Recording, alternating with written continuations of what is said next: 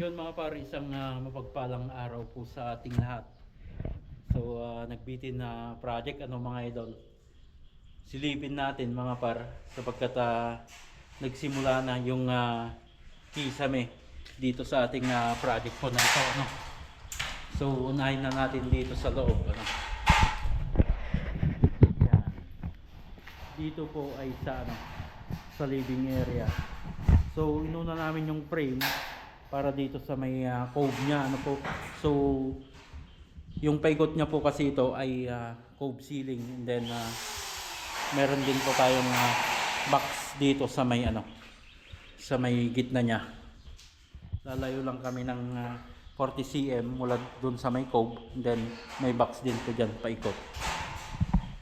So as usual mga idol, yung framing natin dito ay 16 inches mga idol, yan 16 inches yung layo ng ating mga metal paring mga idol. So yan po yung standard na pagitan ng mga metal paring. Huwag po kayong gagamit ng centimeter, lalo na pag 40, sapagkat kung board yung gagamitin mga par, mabibitin yung yung board kung 40 cm o mabibitin na yung framing. Yan. So papunta po dito sa living area, sa may dining area mga idol. So ganun din po yung ginawa namin dito. Inuna namin yung cove para mas madali na yung sa pag frame ng design nya.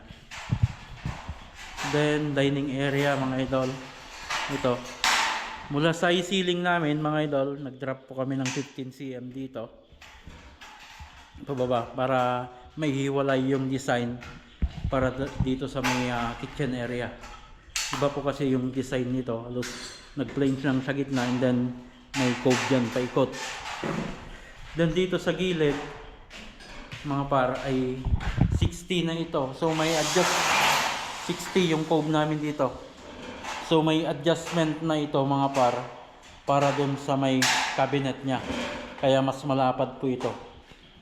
So soon mga 40 yung lapad ng cabinet para may matitira pa rin sa may cove nya.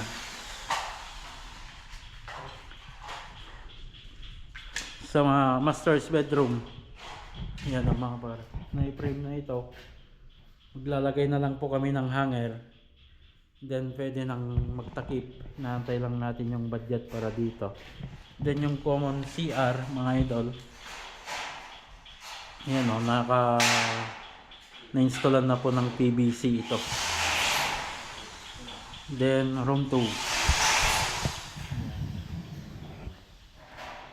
sa may part po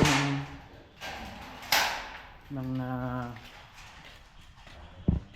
lanay mga idol. So tapos na po yung outdoor ceiling nito yan. So dalawang drop yung ginawa namin dito pababa. Unang drop, and then pangalawang drop.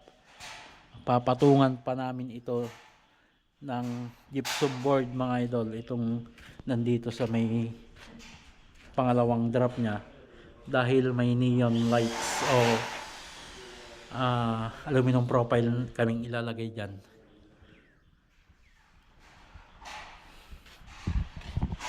So yung pagkatapos ng framing mga idol, naantay lang natin yung budget para dun sa electrical nito.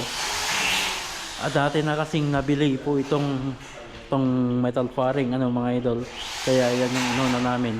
So pagkatapos ng framing namin dito ay saka isa-set up yung sa electrical nito, yung wiring